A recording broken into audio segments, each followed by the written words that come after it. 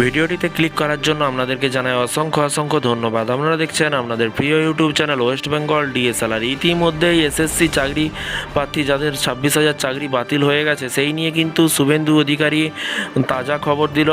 চাকরি ফেরত পাবে প্রতিশ্রুতি দিলেন শুভেন্দু অধিকারী। বড় আপডেট আছে, ভিডিওটি সম্পূর্ণ দেখবেন। কি বলা হয়েছে আজকের এই গুরুত্বপূর্ণ আপডেটটি দেখে নেব। চলুন দেখে নেওয়া যাক কী বলা হয়েছে, শুভেন্দু অধিকারী কি বলেছে বা কি হতে চলেছে। সমস্ত কিছু আপডেট এই চ্যানেল থেকে প্রতিদিনের জন্য পাবেন, তাই চ্যানেলটিকে সাবস্ক্রাইব করে রাখবেন। যোগ্যরা তাদের চাকরি ফিরে পাবেন। সুপ্রিম রায়ের আগে কিন্তু আশা প্রকাশ শুভেন্দু। তো আশা করছে সুপ্রিম কোর্টের রায় দেওয়ার আগেই কিন্তু শুভেন্দু অধিকারী বললেন যে সমস্ত চাকরি ফেরত পাবেন। কী উপায়ে? রাত পোয়ালে রাজ্যের প্রায় 26,000 চাকরি প্রার্থীর ভাগ্য নির্ধারণ। সুপ্রিম কোর্টে এসএসসি 2016 প্যানেলের বাতিল মামলা শুনানি।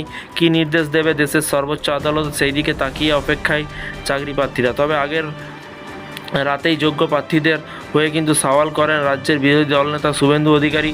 রবিবার সন্ধ্যায় কাঁথি লোকসভা কেন্দ্রে বিজেপি প্রার্থী ভাই সৌমেন্দ্র অধিকারী সমর্থনে প্রচারে এসে রাজ্যের বিরোধী দলনেতা নিজের আশার কথা সংবাদ মাধ্যমের সামনে তুলে ধরেন এবং সেখানে তিনি বলেন যে বিষয়টি সুপ্রিম কোর্টে বিচারপতির অধীনে রয়েছে। তিনি মামলাটি শুনবেন বা তিনি সিদ্ধান্ত নেবেন। আমরা দুটি আশা করছি।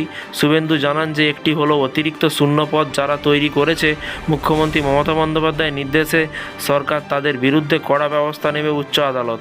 এটা আমি আবেদন করব এবং আশা করব সেটা যেন হয়। আর দ্বিতীয়ত আমরা যেটুকু জানা 5,400 অবৈধ, বাকি বৈধ এবং বৈধ অবৈধ আমার যেটুকু জানা বৈধ অবৈধ আলাদা করেনি স্কুল সার্ভিস কমিশন। সেই জন্য বৈধরাও আজকে বলির পাঠা হয়েছে। যেহেতু চোরেদের বাঁচাতে হবে, তাই নানা কাণ্ড করে চলেছে বিরোধী দলনেতা জানান। আমার আশা যোগ্যরা তাদের চাকরি ফিরে পাবেন এবং অযোগ্যরা জেলে যাবেন এবং কাদের টাকা দিয়ে অবৈধভাবে ঢুকেছিল তা জানবে। গত সোমবার কলকাতা হাইকোর্ট নির্দেশ, রাজ্যের প্রায় 26,000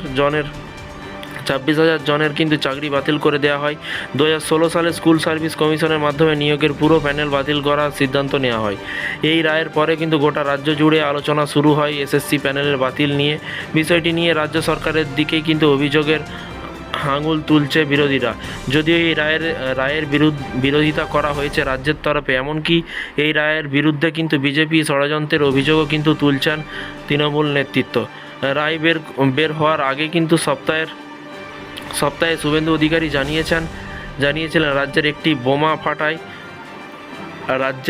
বোমা ফাটার ঘটনা ঘটবে, যদিও সেটি এসএসসি রায়ের বিষয়ে কিনা সেটা স্পষ্ট করেনি। শুভেন্দু অধিকারী এই মন্তব্যকে নিয়েও কিন্তু সমালোচনা করা হচ্ছে তৃণমূলের তরফে। পাশাপাশি এসএসসির যোগ্য প্রার্থীদের পাশে কিন্তু রাজ্য সরকার থাকবে, এটাও স্পষ্ট করে দিয়েছে রাজ্যের মুখ্যমন্ত্রী। এখন রায় কী হয় সেটাই দেখার। তো ফ্রেন্ডস, এই ছিল আজকে একটি ছোট্ট আপডেট। এই ধরনের প্রতিদিন সরকারি কর্মচারীদের লেটেস্ট আপডেট পাওয়ার জন্য ওয়েস্ট বেঙ্গল ডিএসএলআর ইউটিউব চ্যানেলটিকে সাবস্ক্রাইব করে পাশে থাকা বেল আইকনটিতে প্রেস করে রাখতে ভুলবেন না। ভালো থাকবেন, সুস্থ থাকবেন এবং নিজের খেয়াল রাখবেন। Thank you.